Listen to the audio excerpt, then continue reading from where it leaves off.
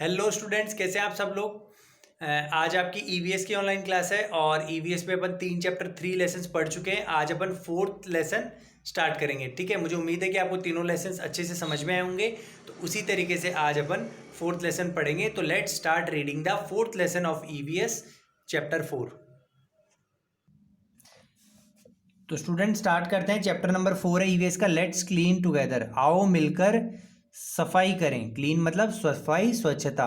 ठीक है, आपको पता है ना भी स्वच्छता अभियान चल रहा था काफ़ी, जिसमें आपने देखा होगा कि घरों में, रोड पे काफ़ी कितनी सफाई की गई थी पिछले कुछ सालों में। ठीक है, तो we were celebrating Gandhi Jayanti on 2 October. हम सेलिब्रेट कर रहे थे, मना रहे थे क्या, गांधी जयंती। कब? 2 अक्टूबर को। ऑब्वियसली 2 अक्टूबर को गांधी जी का जन्म हुआ था, उस दिन उनको उनकी गांधी जयंती के रूप में मनाते हैं। इन आवर स्कूल, तो हम बच्चे बच्चे कह रहे हैं सारे कि हम स्कूल में गांधी जयंती मना रहे थे 2 अक्टूबर को। On that day the work of cleanliness was going on at all the places under the clean India mission in our country. और उस दिन वर्क ऑफ क्लीनलीनेस, क्लीनलीनेस का मतलब स्वच्छता, सफाई का काम चल रहा था हर जगह पे। On at all the places under the clean India mission in our country. पूरे देश में कौन सा मिशन चल रहा था?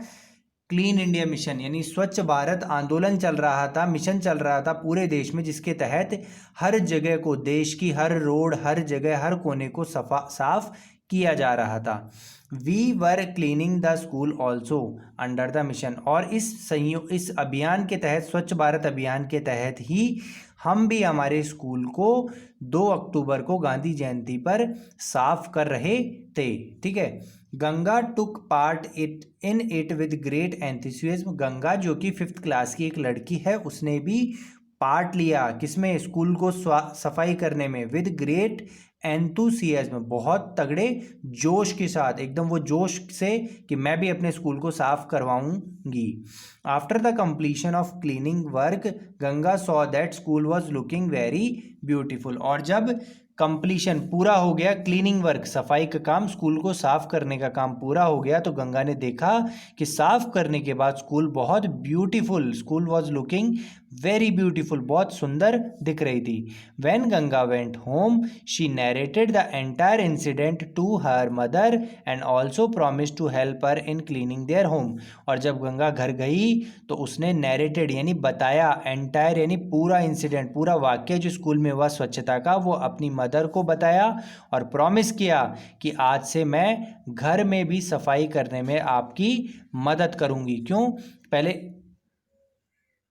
पहले गंगा को सफाई की आदत नहीं थी, मतलब उसको नहीं पता था कि सफाई से घर कितना अच्छा लग सकता है। लेकिन जब उसने स्कूल को पहली बार साफ किया तो उसे पता लगा कि कैसे स्कूल पूरा साफ दिखने पर कितना अच्छा लगता है। तो उसी तरीके से उसने सोचा कि अपन अपने घर को भी इसी तरीके से साफ करवाएंगे, अपनी मदर की हेल्प करके।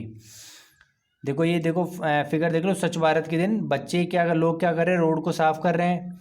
और स्कूल साफ करने के बाद देखो कितना नीट एंड क्लीन, कितना अच्छा दिख रहा है। ठीक है, think an answer.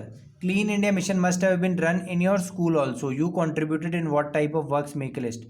Clean India मिशन आपकी स्कूल में भी चला होगा, तो आपने क्या किया? तो हमने हमारी क्लासरूम में डस्टबिन लगाए थे ना सब बच्चों ने, और पूरी क्लासरूम को साफ रखते थे, कंपाउंड को गंदा नहीं करते थे, इधर उधर कचरा नहीं फेंकते थे, और जो भी कचरा होता था उसको बैग में रखते थे, फिर बाद में डस्टबिन में डालते हैं। ठीक है, तो ये अपन ने किया। What did you experience by participating in this mission. आपको पार्टिसिपेट करने के दौरान कैसा फील हुआ? तो सभी बच्चे लिख सकते हैं कि हमें बहुत अच्छा फील हुआ। क्लीन जगह, काफ़ी ब्यूटीफुल, काफ़ी सुंदर दिखती है, हमारी स्कूल भी काफ़ी अच्छी दिखी, और क्लीनलीनेस से हमें अच्छा लगा, और हमारी तबीयत भी स्वस्थ रहती है, हमें बीमारियां भी नहीं होती अगर अपन साफ जगह में रहते हैं। After working under clean India mission what changes have you made in your habits. Clean India mission, स्वच्छ भारत मिशन आने के बाद, उसमें काम करने के बाद आपने क्या बदलाव किए अपने हैबिट्स में? तो देखो, पहले तो अपन कचरा, टॉफ़ी के, चॉकलेट के छिलके इधर उधर फेंक देते हैं, लेकिन अब इधर उधर नहीं फेंकते, उनको बैग में रखते हैं या पॉकेट में रखते हैं, फिर डस्टबिन में डालते हैं। तो इधर उधर हम कचरा नहीं फैलाते, अपने रूम को, अपने क्लासरूम को, सबको साफ रखते हैं। देखो, one step towards cleanliness, clean India mission is a campaign started by government of India on national level. Clean India mission, स्वच्छ भारत अभियान भारत की सरकार के द्वारा चलाया गया है पूरे भारत में। The main aim of this mission is to clean the roads, streets and public places of our country. देखो, लोग अपने घरों को तो साफ रख लेते हैं, लेकिन रोड को, गलियों को और जो पब्लिक पार्क है उनको साफ नहीं रखते। तो उनको साफ रखने के लिए अभियान चलाया गया है। This campaign was launched on 2 October 2014 on Gandhi Jayanti. और इस अभियान की शुरुआत 2 अक्टूबर 2014 गांधी जयंती को शुरू किया जाता। क्यों? क्योंकि गांधी जी सफाई के बहुत बड़े कहने वाले थे कि हम हर जगह स्वच्छता होनी चाहिए, इसलिए उनकी याद में 2 अक्टूबर को ये अभियान 2014 में चालू किया गया था। After some days, when Ganga was going to school, she saw heaps of trash lying on the streets in her locality. अब गंगा चलो साफ तो कर लिया, अब कुछ दिनों बाद जब गंगा स्कूल जा रही थी, she saw, उसने देखा heaps of trash, कचरे का ढेर, जो कि स्ट्रीट रोड पे, उसकी जो कॉलोनी की रोड है उस पर कचरे का ढेर लगे हुए थे। She didn't like this at all, उसे बिल्कुल पसंद नहीं आया। When she reached school she discuss this with her classmates, और जब वो स्कूल पहुंची तो उसने ये बात अपने क्लासमेट्स को बताई। Ganga told them that we maintain cleanliness in our homes, schools etcetera, but the roads and streets remain dirty. Ganga ने कहा कि हम हमारे घर को, हमारी स्कूल को, हमारे क्लासरूम को तो साफ रख लेते हैं, लेकिन हमारी रोड, हमारी कॉलोनी की गलियां ये काफ़ी गंदी रहती हैं। Then what is the use of such cleanliness, तो अपने घरों को साफ रखने का फिर मतलब ही क्या हुआ? आधी जगह तो साफ है और आधी जगह गंदी है। Suddenly Harish interrupted and said but this is not our work, we what can we do about it. और उसी दौरान क्लास का एक और बच्चा हरीश ने बोला कि लेकिन ये तो अब गलियां और रोड साफ करने का काम अपना थोड़ी है, इसके लिए अपन क्या कर सकते हैं भाई? उसके लिए तो म्यूनिसिपैलिटी के कर्मचारी आते हैं, वो साफ करते हैं, तो अपन थोड़ी साफ करेंगे। तो points for discussion, maintaining cleanliness at road, street, colonies etcetera is also our responsibility और नॉट। रोड, स्ट्रीट और कॉलोनी को साफ करना अपनी जिम्मेदारी भी है या नहीं? हाँ, अपनी जिम्मेदारी भी है। क्यों? क्योंकि इन रोड पर, इन कॉलोनियों पर अपन ही लोग चलते हैं। What is the reason for accumulation of dirt and trash in the colonies and streets, गंदगी और कचरा इकट्ठा होने का क्या कारण है? एक्यूमुलेशन मतलब इकट्ठा होना। तो द म्यूनिसिपैलिटी की जो गाड़ियाँ हैं वो रेगुलर टाइम पे कचरा उठाकर नहीं ले जाती और लोग बाग कचरे को इधर उधर फेंक देते हैं, जिसके कारण कॉलोनी और स्ट्रीट में कचरा इकट्ठा हो जाता है। What efforts can we make to maintain cleanliness in our colonies, roads etcetera, colony road को साफ करने के लिए अपन क्या कर सकते हैं? तो हर लोग अपनी अपनी जो जिस जगह उनका मकान बना हुआ है उसके सामने वाली रोड को साफ रखेगा, तो ऐसे सभी लोगों के सामने जो जो रोडें हैं वो अपने आप साफ होती जाएंगी और स्ट्रीट, रोड और पार्क अपने आप साफ रहेंगे। और एक चीज़ और करें, गंदगी फैलाए ना, जो भी कचरा उसको रोड पे इधर उधर ना फैले, केले के छिलके, रैपर वगैरह उनको डस्टबिन में ही डालें। तो इस तरीके से अपन हमारी कॉलोनीज और रोड को साफ रख सकते हैं। Explore and answer the following, what does the cleaning work in your locality, who does the, आपकी कॉलोनी में सफाई का काम कौन करता है? तो सफाई कर्मचारी आते हैं, वो साफ करके जाते हैं। What do they do with the waste collected by them and where do they take it, तो जो वेस्ट कलेक्ट होता है उसके लिए स्वच्छ भारत की गाड़ी आती है, उसमें कलेक्ट ले जाकर उसको कहीं और ले जाते हैं। What difficulties they have to face during this work, और इस काम के दौरान उन्हें क्या करना पड़ता है? उन्हें चेहरे पे पूरा मास्क लगाना पड़ता है, धूल मिट्टी में काम करते तो उनको बीमारियां होने का खतरा भी रहता है।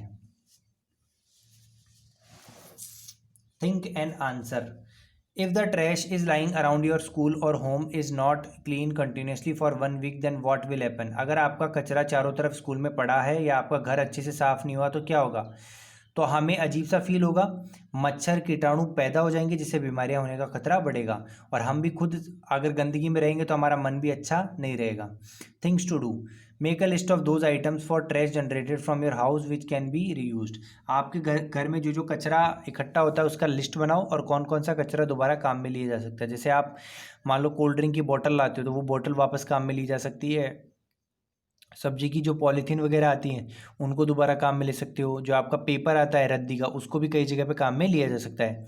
With the help of similar such items like paper, cardboard, bags, try to make some useful things. और आपके पास जो घर में कचरा बनता है उससे आप कुछ यूजफुल चीज़ें बनाएं। जैसे आपको एग्जाम्पल दिए गए हैं, making a dustbin from the empty cardboard boxes used for packing. आपकी जो भी कार्डबोर्ड का बॉक्स, अगर डब्बे आते हैं ना बड़े बड़े कार्टून के, उनसे आप डस्टबिन बना सकते हैं, जैसे आपने क्लास में भी बनाया था।